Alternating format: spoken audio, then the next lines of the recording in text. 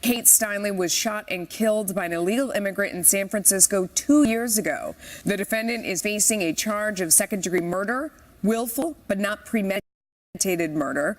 Last week, the judge agreed to also instruct the jury in first-degree murder, which is willful and premeditated. The defense says the shooter killed Steinle by accident. The case sparked a national debate on so-called sanctuary cities because the shooter had previously been deported 5 times, but the San Francisco Sheriff's Office still released him under its sanctuary city policy almost 3 months before he killed Steinle. We are watching for a verdict, and we will bring it to you when it happens. President Trump is breaking his silence about the allegations against Alabama Senate candidate Roy Moore. President Trump appearing to throw his support behind the Republican and suggesting he may even campaign for him with less than 3 weeks to go now until the special election. This is Outnumbered. I'm Melissa Francis, and here today, Republican strategist and Fox News contributor Lisa Booth, former national security staffer under Presidents Bush and Obama, Jillian Turner, Democratic strategist and Fox News contributor Jessica Tarloff, and today's #OneLuckyGuy, Fox News contributor and political editor of townhall.com, Guy Benson, and he is outnumbered. Hey, Guy. How are you? Happy Thanksgiving, ladies. Yeah, what a great group. I'm excited to be here with all you guys. Fun crew. It's Thanksgiving Eve, right? Yes. You've got like a holiday excitement, or at least I do. I like that. I think that's sort of new, right? It was Christmas Eve always, but now we have Thanksgiving Eve too. It's like a I'm day. all for it. It's my favorite holiday. Me too. It's I the was just best going to say holiday. that. Also, Absolutely. I'm all into extending holidays as much as we can. Perfect. Great thinking. All right, back to business. President Trump is speaking out for the first time since allegations of sexual misconduct surfaced against Alabama Senate candidate Roy Moore. The president appearing to throw his support behind Moore while slamming his Democratic opponent. I can tell you one thing for sure. We don't need a liberal person in there, a Democrat. Jones, I've looked at his record. It's terrible in crime. It's terrible in the border. It's terrible in the military.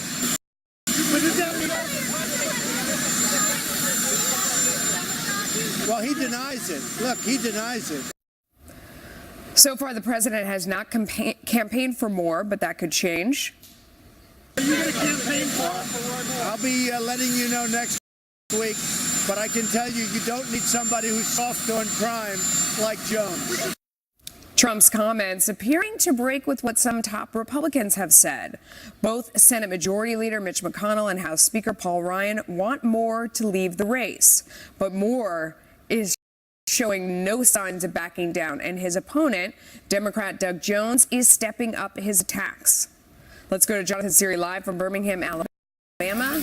Jonathan, what's the temperature like down there? Hi, Melissa. Well, physically cold, but as far as the campaign, it is heating up. In fact, speaking at a town hall forum, Doug Jones reminded the audience that Roy Moore was twice removed from Alabama Supreme Court, once for refusing to follow a federal court order on same-sex marriage, and earlier for refusing to follow a federal court order regarding the public display of the Ten Commandments. Listen. Twice the people of Alabama elected Roy Moore to the state's highest judicial office. And twice he violated his oath. He violated the rule of law. And he was removed from office. Roy Moore was invited to that town hall but did not attend. Instead, he's been granting interviews to sympathetic commentators. He's been using these friendly forums to dispute allegations of inappropriate behavior with teenage women, including a New Yorker report suggesting he had been barred from a Gadsden shopping mall. I think for the people watching, if they can remember back 40 years, even then, if a district attorney deputy would have been banned from the mall, that would have been on the front page of the paper. Nevertheless, the allegations have changed the dynamics of what would normally be a safe Republican race in a solidly red state. But even before the controversy surrounding Moore erupted, analysts say Democrats were prepared for a good fight, part of a national strategy of recruiting solid candidates regardless of their chances of winning. Doug Jones was just going to demonstrate how well an Alabama Democrat could do, even though I think most people expected that he was going to fall short. Given the allegations against Roy Moore, that does inject some uncertainty into the race, and it certainly made this race much more competitive. And responding to the president's portrayal of him as being a liberal, Doug Jones said that he's going to let his record speak for itself, and he's not going to let anyone, including the president, try to label it. Melissa? Jonathan, thank you for that. Let's bring it back on out to the couch. Guy Benson. Woo! This is a wild race. It is, and Doug Jones can say he doesn't want other people to characterize his record. I'm happy to do so. He's a liberal, and he's way off to the left for a state like Alabama. He supports abortion through all 9 months of pregnancy. He's weak on the Second Amendment. So let me stipulate, I'm against Roy Moore. I would not have voted for the guy even before all these allegations surface, and I find the women credible. But I think it's shrewd, on a political level at least, of the president to push the spotlight back onto Doug Jones, saying, no one is talking about who this man is and what he would do and how he would vote in the Senate. That's the way I think Trump is trying to bring wavering Republican voters in a very red state back on side, even to support someone that they find maybe morally repellent. It's still an important vote, and I think that's what the White House is now trying to angle towards. Whether you agree with that, I made this point earlier on America's Newsroom. Yeah. Whether you agree with that approach morally is a separate question. Politically, this is about the best they can do. Yeah. Jessica, can they succeed in making it about politics instead of about ethics? I think that they can, because they did that in 2016 as well. The Access Hollywood tape came out. Lots of Republicans said, I can't support someone who talks like this. I have a daughter, I have a wife, I know a lady. And this seems really bad. And then people showed up at the polls, and a lot of them had even told people, I'm not voting for Trump. And then they pulled the lever for tax breaks and for a conservative Supreme Court justice. And that's where I think this argument really lies. There have been a number of articles, which I'm sure we've all noticed, about how Trump is very quietly packing the courts. He's made a lot of appointments that have flown under the radar. We had Gorsuch, which everyone was paying attention to. But federal courts are moving in a distinctly conservative direction. Quiet. I mean, I think they're talking about Well, we're talking about Roy Moore and now LeVar Ball and things like this, and tax reform, rather than focusing on this. And that's where you can get voters and just say, for the next 50, 60 years, we want to ensure that we have conservatives on the courts. Doug Jones is morally reprehensible to you, so is Roy Moore. I think saying, oh, he denies it, as if anyone who did molest a child would say, yeah, I did that, but no biggie, is ridiculous. But Donald Trump has had difficulty on this issue throughout the campaign and throughout the presidency. So, Lisa, yeah, does this make it, is it possible to make it about politics? I mean, Jessica brought up the point of the last presidential election. I knew more than a few people who thought both of the candidates in the last presidential election had some moral challenges in terms of what they had done and what they had put up with in their life, and they decided to vote based on politics and sort of hold their nose on whether they agreed with the persons, the way they led their life and all that sort of thing. Is this case, though, too severe to be able to make it just about politics? Well, that's a decision that the Alabamians are going to have to make, because they are faced with a decision. As Guy had mentioned, I mean, there are a lot of voters in Alabama who view the issue of abortion as a moral issue as well. Huge. And so that's the complexity that these voters are going to have to head to Election Day on December 12th, trying to differentiate and figure out in their head. And also, just to add to the complexity of this, you have a situation where President Trump came out, made the statements that he has.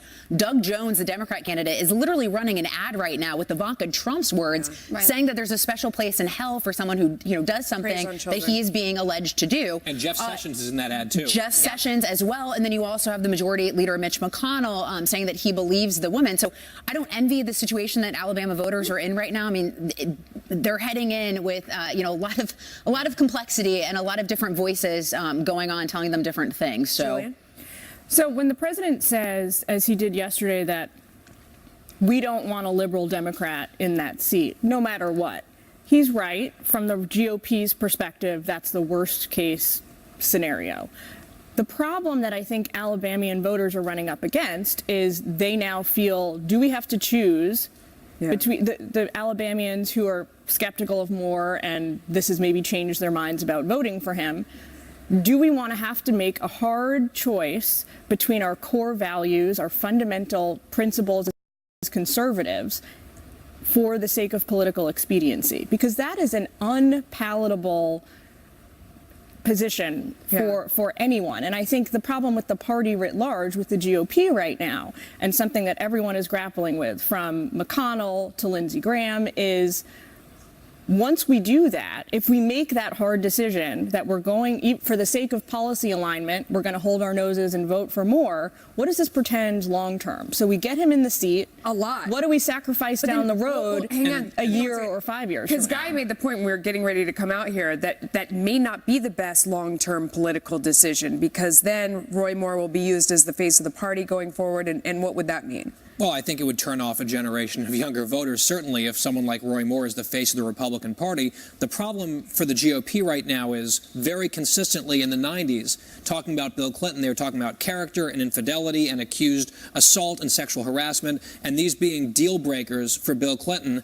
The Democrats circled the wagons around him every step of the way until about 6 minutes ago on this stuff. And so there is sort of a tribalism going on here where when it's your guy, you protect him until it's convenient cost, not to. you know. You also have You Brett give up any Conyers. moral high ground. You also have Brett Conyers and Senator Al Franken as well, which Democrats are also dealing with. So, I mean, I think both parties are I would dealing take with Franken any day allegations. over this Roy Well, wait, Moore let's issue. not do the equivalency on all this. It is a mess. We can all agree on it. Yes. It's a gigantic A mess. bipartisan mess. Yes, all right.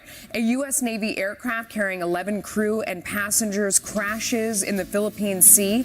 8 people recovered in good condition. The search and rescue mission now underway, though, for those who are still missing. Plus, President Trump weighing in on the string of sexual harassment cases surfacing on Capitol Hill as calls are growing for more transparency. There are a lot of really troubling issues, both with the Conyers issue and then in the broader question of how are our tax dollars being used to cover for private misconduct of congressmen and staffers.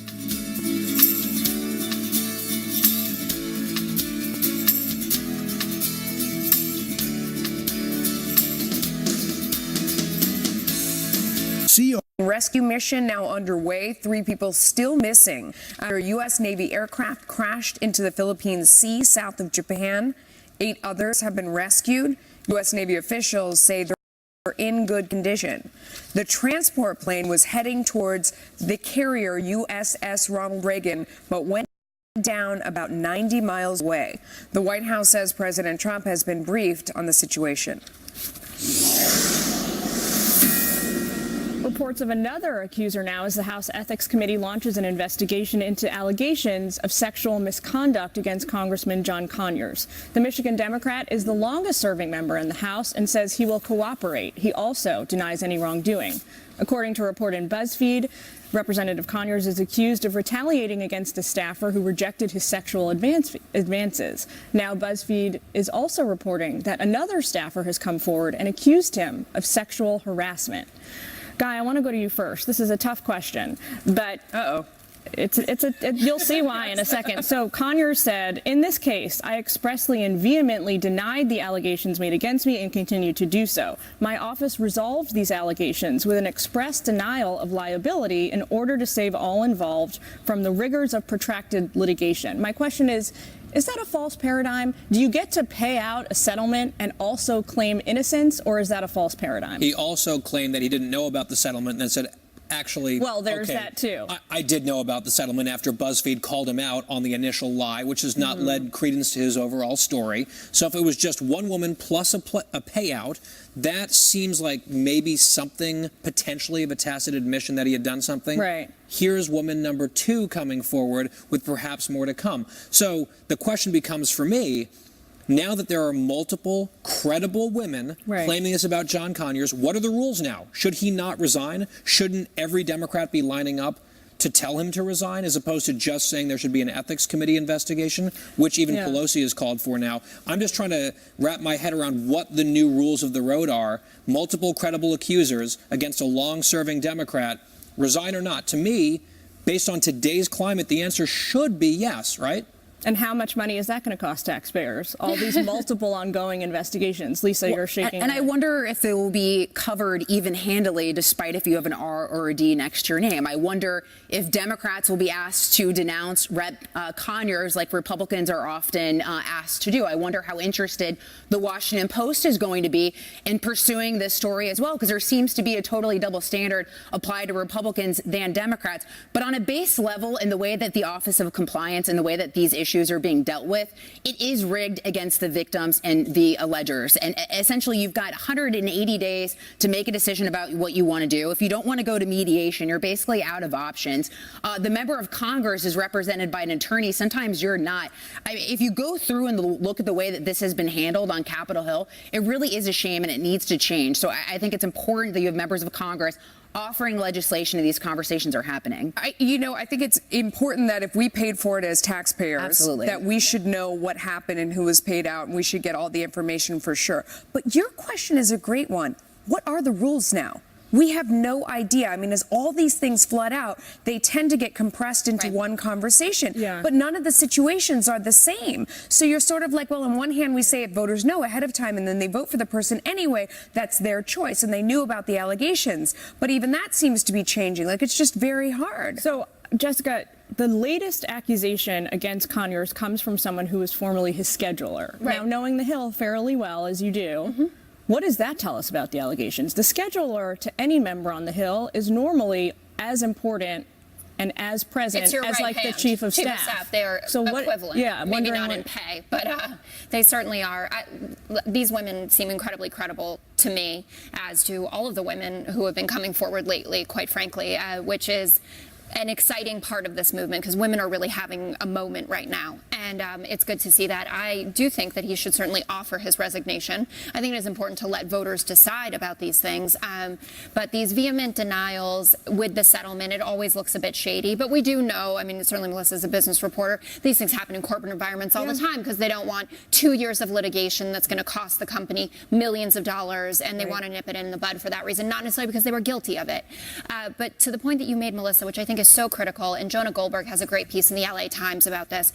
You know, we have so many different variations of accusations out there right now, from butt grabbing to molesting a child. And when everyone gets lumped into the predator bucket, and when you see Harvey Weinstein's photo as much as you see Al Franken's photo, as much as you see John Conyers' photo, it really does a disservice, I think, to the women and to the discussion about how we're going to treat this moving forward, because we do need protocols. We do need some sort of system. I certainly do not envy the person who has to be in charge of the bucketing to say this is the punishment if you do X, Y, and Z, and this is if you do that. But we need to do it. All right, well, meantime, President Trump says it's now time to name names on the Hill. Which lawmakers are involved in sexual harassment settlements on the Hill? Do you believe Congress should release the names of lawmakers who have settled on sexual harassment claims? I do. I really do. I think they should. Now, Republican Congressman Ron DeSantis says he plans to introduce a bill that would unseal all of those records and prohibit taxpayer money from funding payouts for congressional misconduct. People need to know, why is their money being paid out for these settlements? And it's not all sexual harassment. There are other claims that are made under this system. So we need the transparency for that. I think that'll be very good. And then we have to bar tax dollars going to pay for effectively private misconduct. So this comes on the heels of revelations about the federal government's Office of Compliance, known as the OOC, which we have learned has paid out $17 million in taxpayer money over the past 2 decades to settle sexual harassment lawsuits and other types of workplace violations. I want to go around the couch quickly and kind of get a yes/no, just to juice up this conversation before we dive deeper. Is this good or not? Do we want to name names? Yes. Yeah. Yes? 100%. Yes. Yes. So I'm a yes, too. So we're all in agreement on that. I think that would be a fantastic first step. Transparency is always a first step when it comes to reconciling past misdemeanors. Especially when it's our money. Of course. Which is the key, which is what the point Melissa was making earlier. When it's our money, we deserve to know, and we deserve to know going forward. One thing I worry about, though, with all of this and so many names coming out, is that what if it has the opposite effect? What if all of a sudden it becomes less shocking because everybody has a scandal associated with them? I mean, it could backfire. And you say, okay, so at first everyone's losing their career over things, and we're having a big reaction. What if over time we don't have a big reaction anymore, and people who come out at the end sort of get the least punishment? But not even that. I also worry about innocent men being caught up in this as well. There's a columnist for Team Vogue, I think Emily Linden, who tweeted, here's an unpopular opinion: I'm actually not at all concerned if innocent men lose their jobs over false false sexual harassment allegations. That is wrong, and we should, as a society, be concerned about that as well. And so, I think it's really incumbent upon employers, incumbent upon journalists to get this right and to make sure that claims and allegations are credible, because that is a huge concern. And I also worry about not celebrating men, as I mentioned yesterday in the show, like Vice President Mike Pence, who said that he wouldn't dine alone with another woman out of respect for his wife. That's an agreement that they have as a couple, and he was slammed. Well, that's let's not devolve into that. We should celebrate good men as well. If we're going to criticize bad men, we should raise up good men as well. Here's the problem. Not every man is bad. That's correct. It dawned on me yesterday while reading some of this stuff that it's sort of like the Salem witch trials in reverse, where someone whispers a perpetrator's name into the wind, and the mob turns on them and then stones them to death. There's no due process. There's people's careers and lives come to a sudden and dramatic end. We can't. Lisa's right. We can't have that happen. At this point as well. Credibility being the key point, and how much evidence is there? How credible is the accused party versus the counter story from the victim, the alleged victim? Back to the point, though, about this racket on Capitol Hill, $17 million paid out in secret over 20 years, some of which was rooted in misconduct by elected members of Congress. It is pathetic. We all went around the couch and, of course, said this should be public. We should know who it is, the transparency, the money paid out, and why. The fact that that's not already the case is pitiful and ridiculous. It is the most swampy D.C. thing I've ever heard of, where you can be an elected member of Congress misbehaving badly enough that there's some slush fund paying people off to make the problem go away, and you never get named, your actions never come to light, and the dollars just flow out, and we don't know as taxpayers. It is mind-boggling to me that bill Representative DeSantis is introducing isn't already the law of the land. All right, well, we got to leave it there, but coming up next, a bombshell new report raises big questions about Fusion GPS, the firm that was largely responsible for the controversial Trump dossier. New court documents have revealed payouts to 3 separate journalists. We'll have more on that. Plus, President Trump is now turning to Russia as he works to solve the North Korea crisis and other pressing issues in the region. Should he be looking to Moscow for help on this? And is this building a stronger relationship with Russia? We'll debate that too. Stick with us.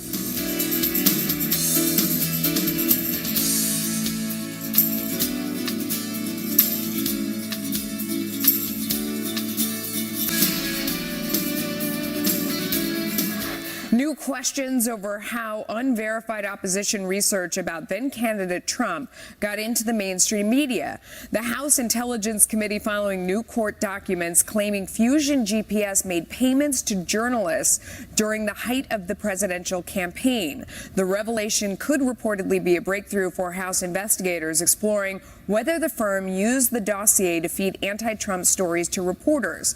According to the court filings, quote, Fusion's specialty is seeding its opposition research into news stories. Therefore, seek records related to Fusion's payment to journalists who have reported on Russian issues relevant to its investigation. This includes, and then we all wait breathlessly and see it's redacted. Fusion does not deny paying reporters, but argues that these payments were made to help the company with research. Jessica, I'll let you go first. You didn't get time last time. It's shocking to me that I was picked first for this one on this couch. You didn't get to talk sorry that we. Oh, sorry. Can I talk about Mike Pence? No. Anyway, this is a big mess. And it's a mess, I think, fundamentally from the fact that it appears that this was not declared properly with the FEC for the dossier in the first place. Christopher Steele says he believes up to 80% of it is accurate.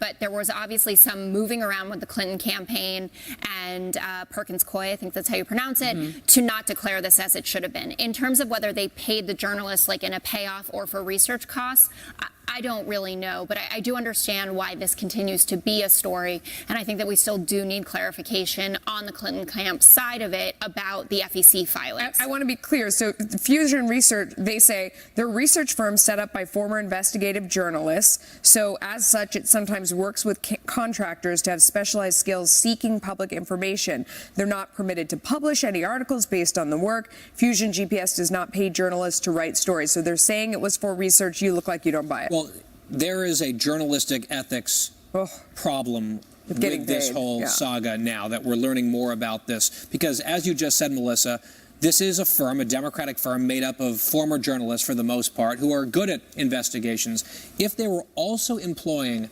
current journalists to do research that they say was discrete only to this project and digging up information, the fact that those journalists, quote, reported on Russia issues relevant to the committee's investigation subsequently in their day job, if they did not disclose that to viewers or to readers, that's a real problem. If you are doing work on behalf of a partisan opposition research firm as a journalist, and then also writing or commenting on that story in your capacity as a journalist, there's a clear conflict of interest there. That's why I would like to know who the journalists are, and were they responsible in terms of bringing to light their own potential conflicts here. I would imagine they probably didn't. But to Jessica's point, the reason why this matters is we also know that this was a heavily circulated document. Obviously, it made its round to reporters. It made its rounds to both administrations, the intelligence community as well. There are a lot of concerns that this was used to obtain a FISA warrant as well with an FBI investigation. So I think that's where a lot of the concerns stem of what role does basically the Democrats paying for Kremlin-backed sources on an unverified dossier? Well, we can't began with Republicans, and we do know that that's been verified. Not the dossier. But Lisa, are you saying that in the investigation, the dossier was treated as more of like a source document rather, or as evidence? What that has been reported of concern is the fact that the FBI potentially had used the dossier to obtain a FISA warrant. So I think that is an unverified document. That is how is that not a concern? That should be a concern to everyone. It's an important distinction, because I've kind of surveyed folks at other networks and said, do you think that news outlets is this a common practice that you know of? Do outlets, not just television outlets, but print outlets, pay for independent research? Things like polls, things like source material and contacts and that kind of a thing. And a lot of folks have said, yes, this is a common practice. You don't pay so for it gets contact. to this. All right, well, we're moving on to another topic. President Trump speaking on the phone with Russian President Vladimir Putin for more than an hour yesterday. The president says they had a great call in which they discussed issues like North Korea, fighting terrorism, and the Syrian civil war. The call comes after the president and Putin earlier this month met on the sidelines of a conference in Vietnam. Mr. Trump said during that trip that it's very important to get along with nations like Russia. Listen. I feel that having Russia in a friendly posture as opposed to always fighting with them is an asset to the world and an asset to our country, not a liability. What I believe is that we have to get to work to solve Syria, to solve North Korea, to solve Ukraine, to solve terrorism. So, Guy, I want to go to you first in this. I mean, there's clearly issues we need to work with Russia on, or at least have communication with Russia on. We've seen every president from George W. Bush to President Obama trying to reset relations with Russia. Where do you think President Trump is right now in this relationship? Well, he seems pretty sanguine about the American people's ability to forgive the Russians for what they attempted to do in our election, which was some form of meddling, the extent of which is currently being investigated. I think the point that we just played the soundbite in Vietnam, that was not a new sentiment from Trump. He was making that point in the campaign trail as well, vis-a-vis the Russians, and I think it's a perfectly fair point for him to make. We can be hopeful that we can find places where the Russians and our interests align and exploit those for our interests and for global security, but that should not require us to turn a blind eye to the geopolitical threat that Russia okay, but poses. Guy, if we're honest for a second, not that you're being dishonest, but if we're real for a second, the areas of mutual national security interests between the United States and Russia, where are they ISIS, today? right? Fighting ISIS? Sort of, not entirely. They're fighting ISIS. They're claiming to fight ISIS in Syria, but we also know from intelligence gathering and the military that that is not true. Sure. My point just being, it's a nice talking point to say we need to get along with Russia, and that's important. Yes, but that is an alternate universe. We are also on opposite sides. I just want to make something very clear. We are on opposite sides of the civil war in Syria as Russia. They are backing the Assad regime. We are backing the rebels. How do you sit down and have a friendly conversation about that? So, question for you, Julian, just as a follow-up. That is a fallacy. Okay, but so you look at something like North Korea. I mean, we know that Russia has sort of stepped in a little bit where China has previously been with North Korea. But, I mean, don't you have to have some relationship to try to put pressure on both Russia and China in dealing with the North Korea issue? I think, okay, so the North Korea issue, I see it as more complex than that. It's not as simple as we were on the same side, because and to some degree we are, because a nuclearized North Korea benefits nobody, not Russia, not no one on earth, right? However, I think, and yeah, to answer your point more specifically, I'm always in favor of open diplomatic channels. Anytime we can talk to anyone in the world, I'm all about it. When President Obama wanted to talk to Chavez, when President Trump wants to talk to Vladimir Putin. Sure. I want to get Melissa. So, from an economic standpoint, so Russia's been concerned in the Eastern or the European gas market and the United States with gas production of LNG, sort of hurting their position as well. How important is that for the U.S. standpoint and trying to combat or at least contain Russia to some degree? President Trump has done a fantastic job of opening the spigot on oil production, on natural gas, really driving the price down and hurting the Russians where it really counts, because that is their only export and the only thing that they have. So that has been smart. Jillian, to your point, when you talk about Syria, for example, our interests don't align, but in a conversation, there's probably a way to satisfy some of Russia's interest in the area. They want a foothold, they want a place to land in a way that's more palatable to us. Maybe it's not through Assad, maybe it's some other way, but in the conversation, we are arming. I know what you're saying, but in this case, there's a civil war raging inside that country, and we are arming and equipping the opposition.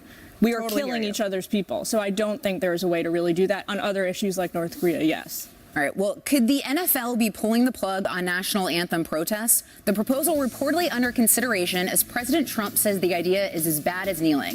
What this is all about coming up.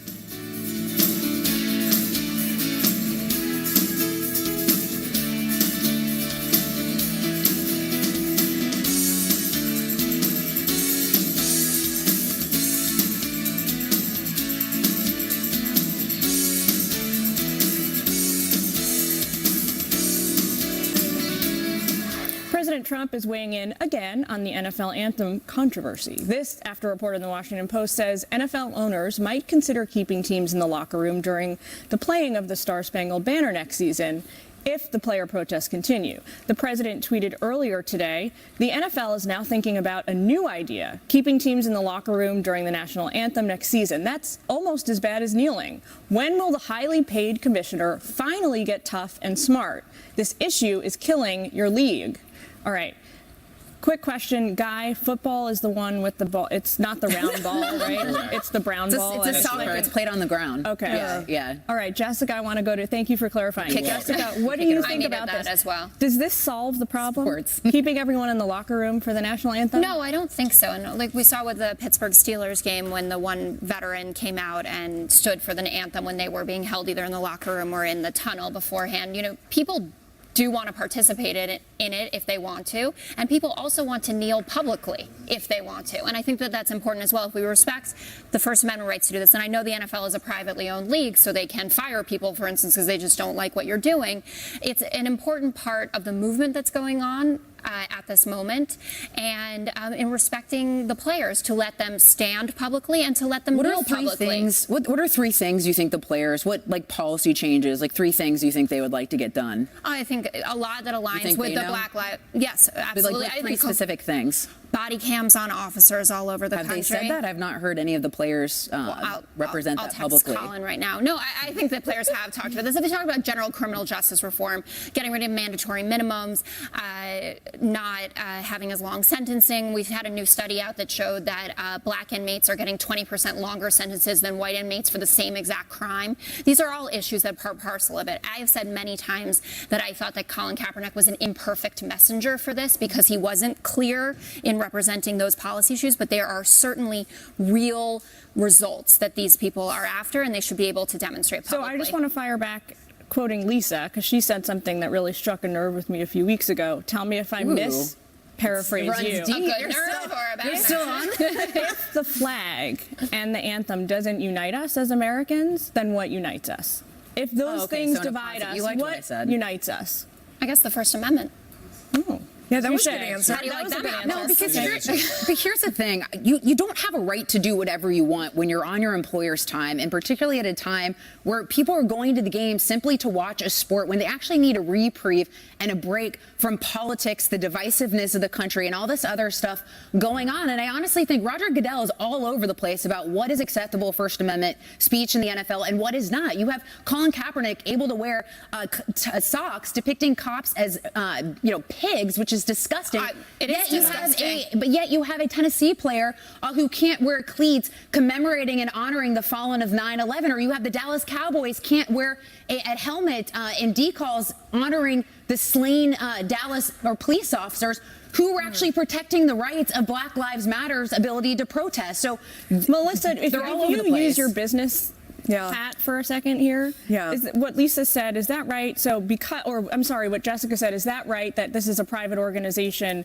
The NFL could just fire everyone for doing this if they wanted to. I think they could do what makes economic sense, and if people are really tuning out because of this, they could. I mean, I love football. If I were at a game and my family, my children did not stand for the national anthem, I would be furious with them. As someone who watches it at home, I'm going to watch on my DVR on time delay anyway, because I hate the fact they go to break after the kickoff. That drives me crazy. So I'm behind anyway when the anthem starts, and if they show anybody doing this, I just fast forward through it. I mean, I think it's a free country. We all have the right to watch what we want, do what we want, that sort of thing. And the only way it's going to change is if the league financially has to pay for this, if they truly see viewership. I know viewership is down, but there's a debate about is it really because of this or not. They'll make a decision based on the finance of it. But at the end of the day, as much as I disagree with disrespecting the anthem, because I do believe it's about our vets, we are allowed to express our opinions. Yeah, so quick question on that point. President Trump has in the past made statements and tweeted, I'd have to pull up specifics that kind of tie the two directly together. Like viewership is way down, ticket sales are way down because of the kneeling protests. What do you think? There has been polling indicating that it is a part of the diminished fan base for the NFL and the lower ratings. It is not the entire story, clearly. The other point I would make about this whole situation with the anthem, this past football week, 6 players knelt in the entire league. 6. So this problem is very minimal, if we want to call it a problem. The phenomenon has dissipated considerably. And I would also point out, I think the team should be on the field standing for the anthem respectfully. The idea that them staying in the locker room is some sort of shocking affront. Until 2009, that was standard procedure. The teams weren't on the field for the anthem. So get out there, stand, hand over heart. That's the respectful thing to do that I would want to see. I don't think kneeling should be a fireable offense, and I think this problem is overblown, especially now. 6 guys out of hundreds of players. I think we can all take a breath. It only shot up to 200 on the weekend that President Trump got involved when he also went after Steph Curry. So let it be. Before that, it was 3 to 4. Yeah, no, and it feels like that's very much intentional. I mean, that's sort of, it feels like he doesn't want to talk about Roy Moore. Mileage out of this, and so this is an issue that does well for him, he believes. All right, we got to leave that there, but just ahead of Thanksgiving, we've got a new poll that shows Turkey Day is about a lot more than mashed potatoes and stuffing. I don't know what those things are, but apparently there's something that people care about. Well, Americans gearing up to talk turkey with family members on Thanksgiving Day. And there's one thing that they don't want to discuss at the dinner table this year. You guessed it, politics. 58% say they, quote, dread the thought of having to talk politics at Thanksgiving dinner. 31% are actually eager to hash it out. And 11% say they are unsure. Guy, where do you fall on this? Do you is turkey best served with a side of politics? I love it. I talk and write about politics for a living. Right. And then immediately the you family just want to gets keep together. talking about They're it, like, right? what do you think of all this stuff? I'm like, this stuffing food in my mouth. Like, I'm sorry, I can't talk. I love this though. Like 60% almost say they dread this. That's what they claim. Right. And then they're all lying secretly. They're like 7th glass of wine. They're like, what do you think of the president's tweets? I think it's awful. And then it's like, here we go. That's a different story after the 7th glass. I guess anything's possible at That's that what point. happens. You should It start always comes charging back to them. politics. Start charging them for your insight and your perspective. My own family members. This is how you make a living. Yeah, $200 fee, hourly fee, right? So, Melissa, you're talking, so you guys do a party bus to go do a dinner. What happens on You're the way giving back away after all my Thanksgiving secrets. dinner? Well, on the way back in the party, so I tried cooking a couple years, and I can't cook as well as my mother-in-law, so my husband would just, I sort of fell short every year, and I thought, I'm changing all the rules. We're going to get a party bus. We're going up to this beautiful country club with a fire. We may have a few cocktails on the way. Nobody's driving. It's fantastic. So we're asleep in the van on the way back, and the kids take pictures of us like, anyway, that was lovely. But I would say for the 31% who say they are eager to hash it out, oh my goodness, please don't come over to my table. I mean, 31% are eager to hash it out at a Thanksgiving meal. I mean, what do you got? You want to do? I was always told you don't talk about religion or politics in polite company. Jessica, what do you think? What happens at the Tar Love dinner table? Oh, it's just gradients of liberal. So it's like we're all You have good. nothing to hash out. No, literally, You're all in I think the agreement. worst thing that could happen would be a Bernie supporter would come to dinner. That would electrify me. The Trump stuff doesn't bother me, but to your point, you should just release your TV schedule. And say that's a really interesting question. You can catch me on America's Newsroom Monday morning at 9:40. And like, that's the end of it. That's genius. It's kind of like, I was just thinking when I was responding to you, it's kind of like the Family Doctor, and everyone's like, I have this pain in me. And so they come to you with the politics. There you go. It's fine. I'll take it. All right. Well, you're not going to want to miss this because we're outnumbered in just a moment.